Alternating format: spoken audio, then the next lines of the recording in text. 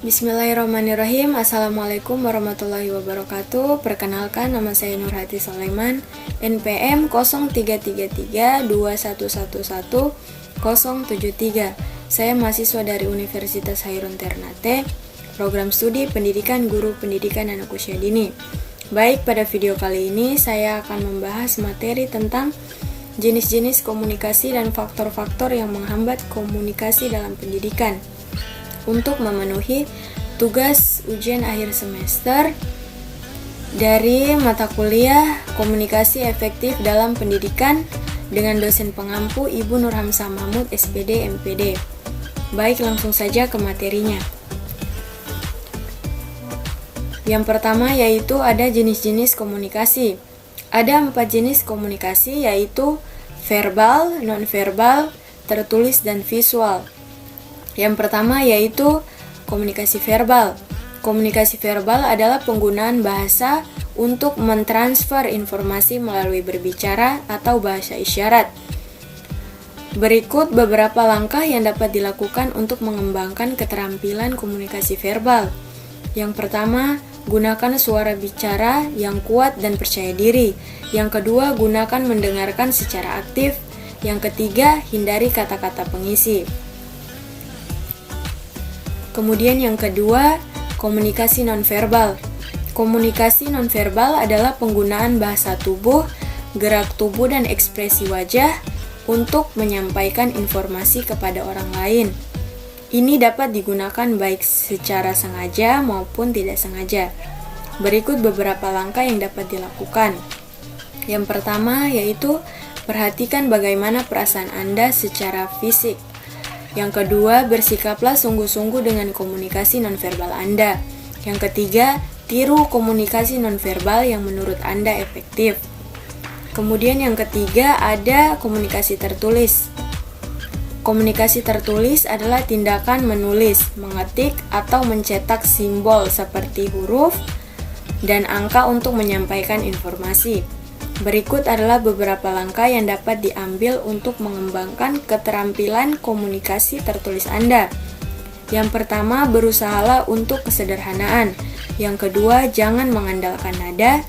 Yang ketiga, luangkan waktu untuk meninjau komunikasi tertulis Anda. Yang terakhir, simpanlah file tulisan yang menurut Anda efektif atau menyenangkan.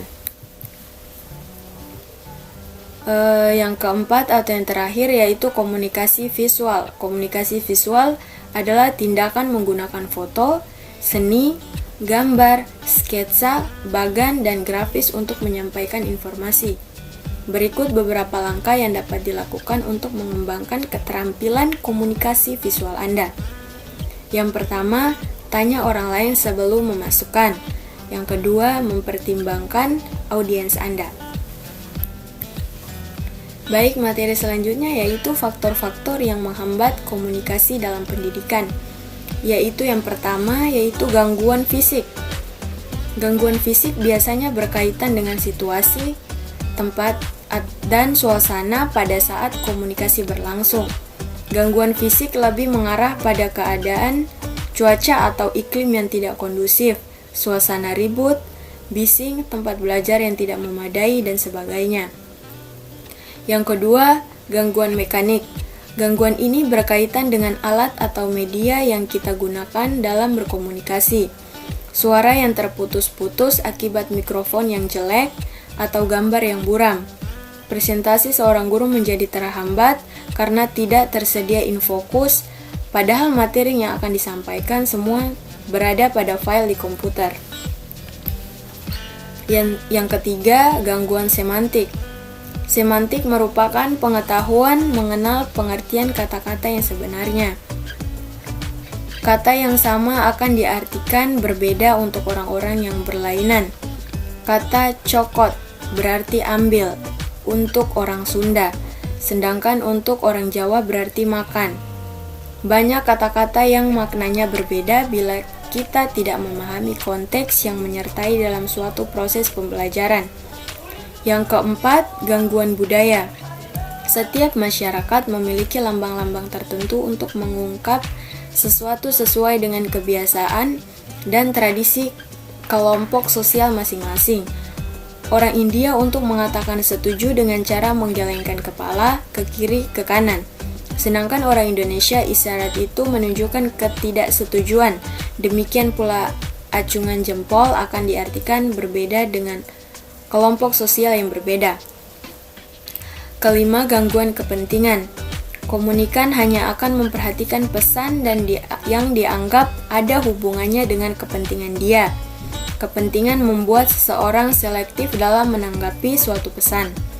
Pada saat tertentu, peserta tidak akan memperhatikan apa yang dijelaskan oleh pendidik ketika dia menganggap penjelasan pendidik semakin tidak jelas, semakin bingung, bahkan semakin stres. Kemudian yang keenam, gangguan motivasi. Motivasi akan mendorong seseorang berbuat sesuai dengan keinginan atau kebutuhan. Pendidik harus mampu menyusun strategi komunikasi dan strategi pembelajaran agar motivasi belajar siswa terbangun. Dengan demikian, gagasan-gagasan atau konten pelajaran akan tersampaikan dengan baik sesuai tujuan. Tanpa membangun motivasi peserta didik, maka potensi kegagalan akan semakin besar. Yang ketujuh atau yang terakhir yaitu gangguan prasangka. Prasangka merupakan suatu sikap dari seseorang yang mencurigai orang lain dengan membanding-bandingkan dirinya atau orang lain yang mengarah pada perasaan negatif. Prasangka tidak hanya akan menimbulkan ketidakpercayaan pada komunikan, melainkan akan menimbulkan pula sikap antipati terhadap segala pesan yang disampaikan oleh komunikator. Baik, sekian materi yang saya bawa kali ini. Kurang dan lebihnya saya mohon maaf dengan mengucapkan wabillahi taufiq wal hidayah. Wassalamualaikum warahmatullahi wabarakatuh.